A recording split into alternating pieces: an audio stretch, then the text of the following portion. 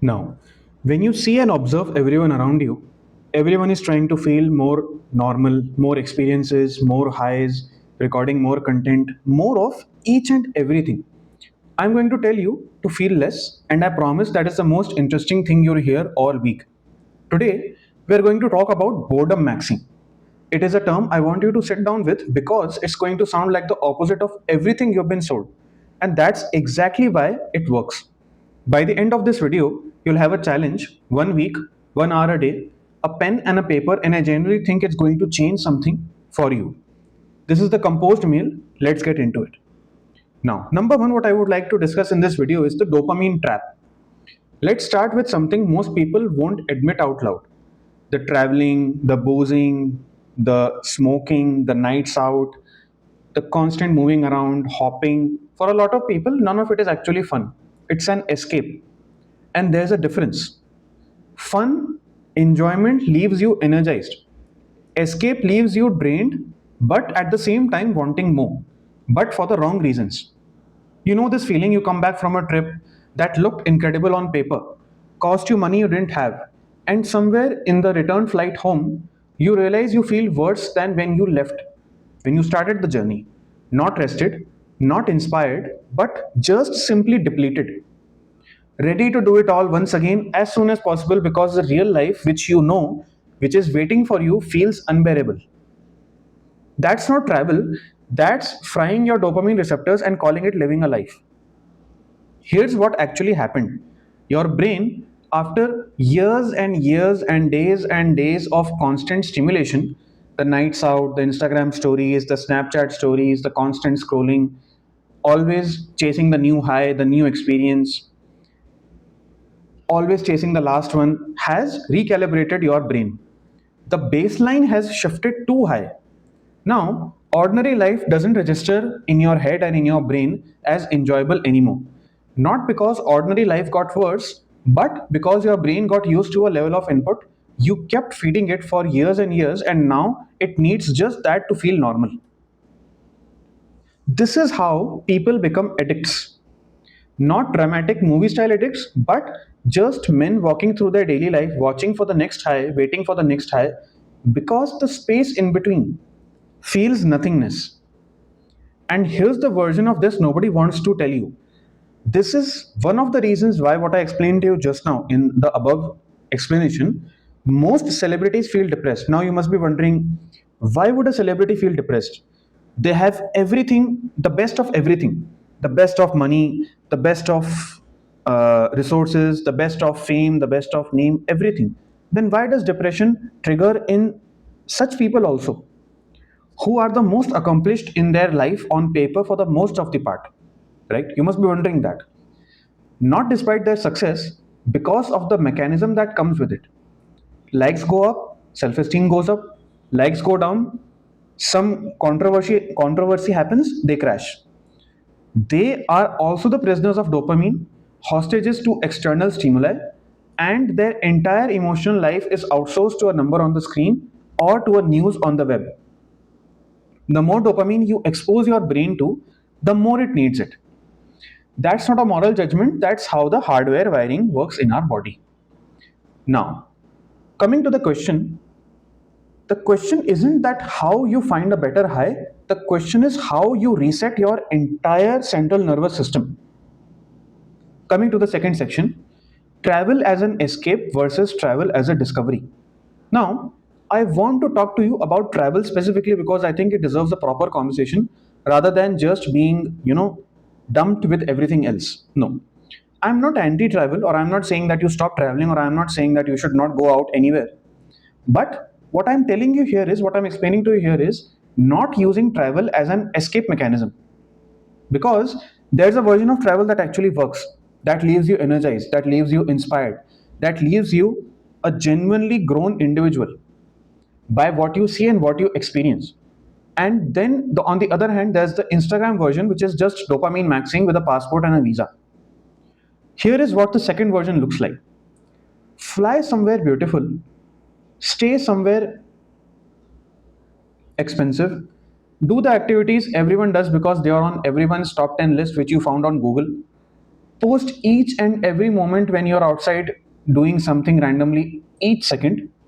Watch the likes come in and then come home back drained because somehow you feel more depressed than in comparison to when you left. And then spend the next 3 weeks dreading your actual life. Now, that must be sounding very familiar.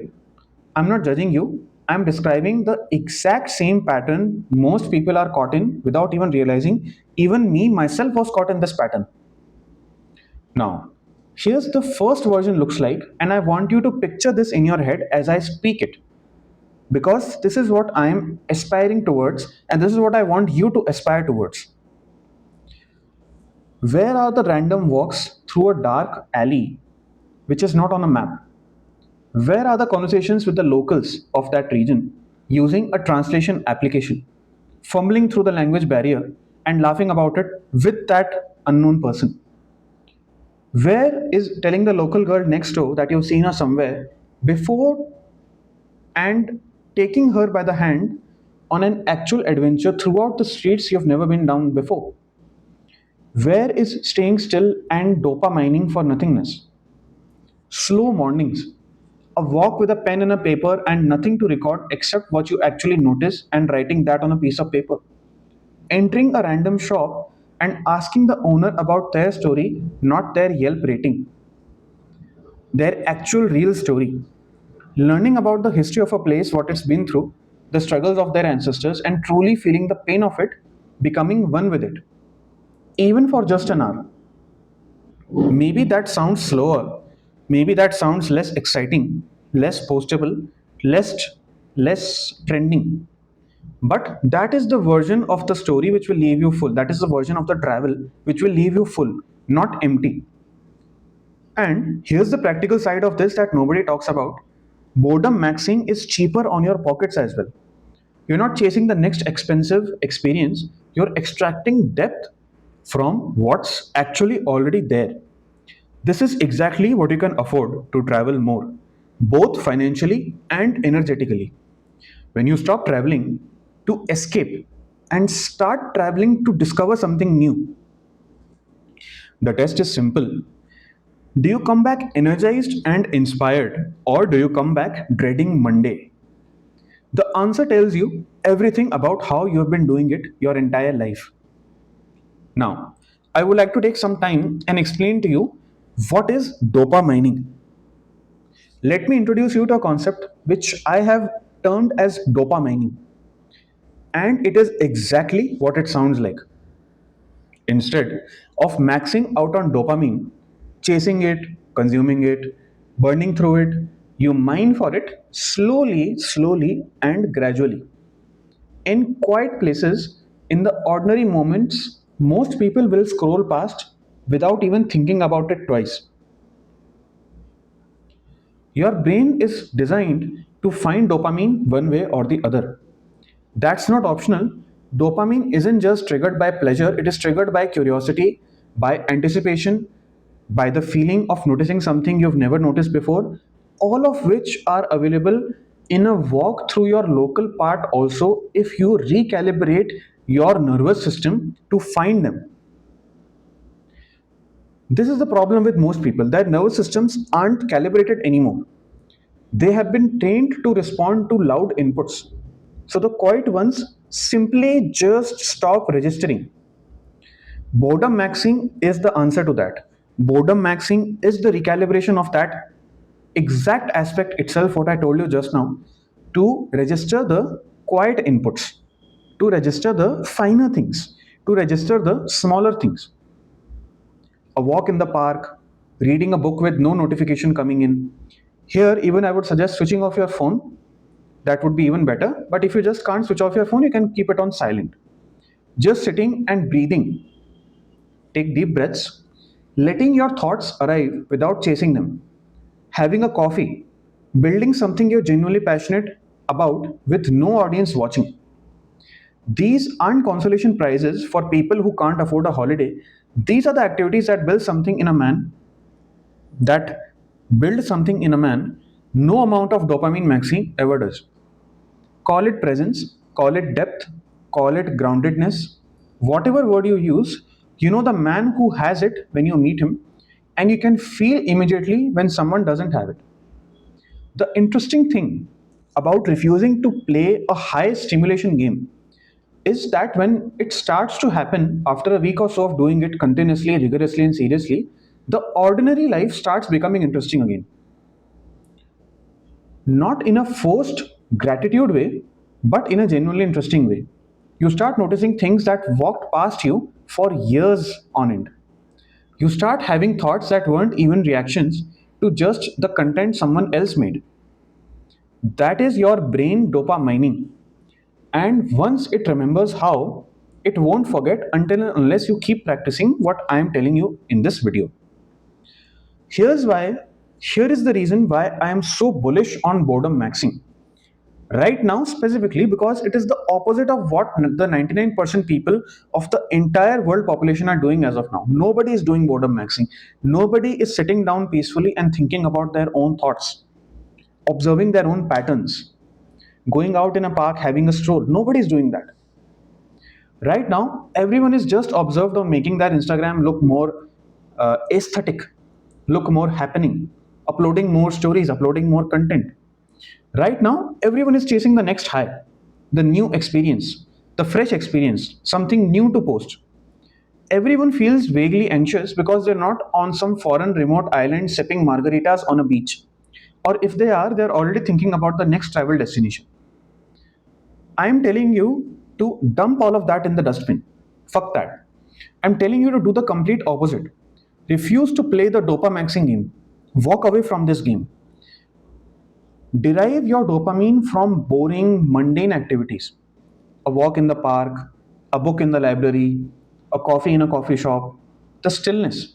And watch what happens to you over time compared to the people who stayed in the game. Now, here's the thing about doing the opposite of everyone else, it creates something that can't be manufactured, it can't be faked, and it can't be brought. An aura, a presence, a quality that people feel in you before you've done or said anything particularly impressive. Because you're actually in the room, not half present, not one eye on your phone, mentally calculating how this moment would look in a story. Actually in the room, actually listening, actually there. Social media is not real. I'll very slate very plainly and very honestly. Social media is not real.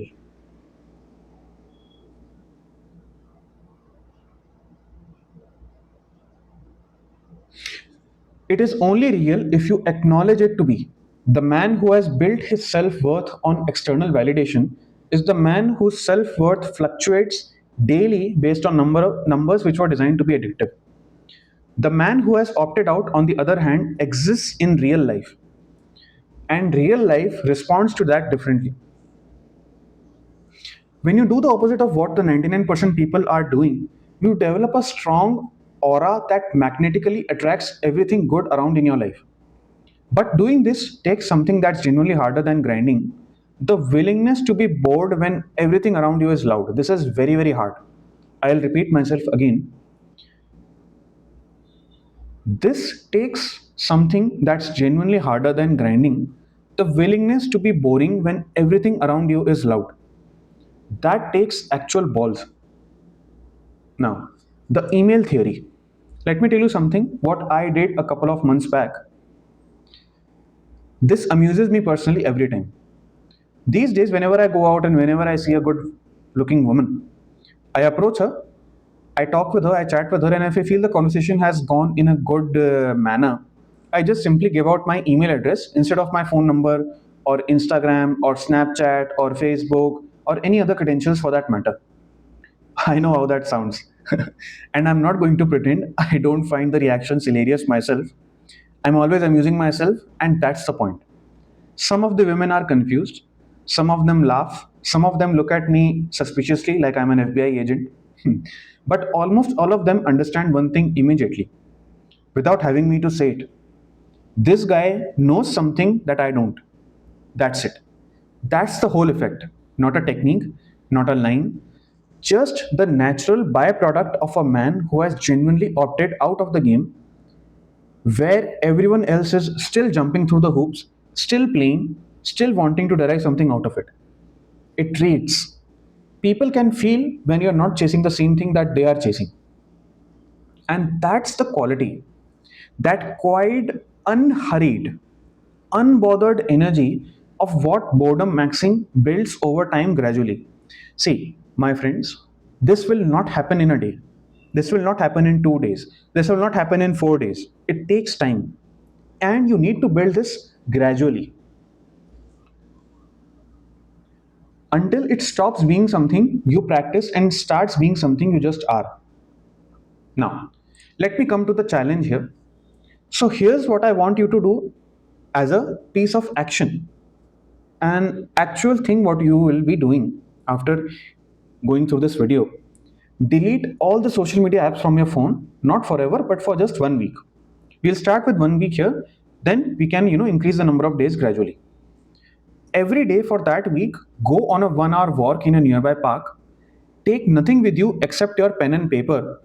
And if you absolutely need your phone, put it on airplane mode or switch it off entirely while you're walking. That's it. That's the whole challenge. Here is what is going to happen now. The first 2 days, it's going to feel entirely pointless and a waste of time. Maybe uncomfortable also. Your hands will again and again and again unconsciously go into your pockets to reach for your phone while you remember that you switched it off yourself voluntarily. By day 4 and day 5, a shift will happen. It should. The enjoyment you start to feel, not the park, but your brain deriving dopamine from the walking, from the physical aspect of walking, filling the gap left by social media with something that was always available: your brain, your body, your limbs, your thoughts. You'll start observing things you walk past every day for years without ever actually seeing them. And I'll let you find this one out for yourself. Pay attention to how people respond to you differently when you're actually present. I'm not going to spell it out for you. You notice it yourself and then you come back to this video and let me know in the comments below what were your observations after doing this activity. Boredom maxing. Again, this entire exercise is called as boredom maxing. You heard it first here. It's not about doing nothing, it's about opting out of a life driven by dopamine. It is about reclaiming your attention from a system that was specifically designed to monetize from your dopamine frying up and putting it back where it actually produces something real. More love, more life, more boring, fulfilling days. The man who can sit quiet in a small park with nothing but a pen and paper is genuinely at peace and genuinely interested in what's in front of him than a man who is ahead of almost everyone around him, not because he worked harder, but because he refused to play the game everyone else is exhausting themselves trying to win in. That is the art of boredom maxing. Discipline, clarity, daily growth. Subscribe if you want. If this is the kind of thinking you want more of, this is the composed mail. I'll see you in the next one. Bye bye. Take care.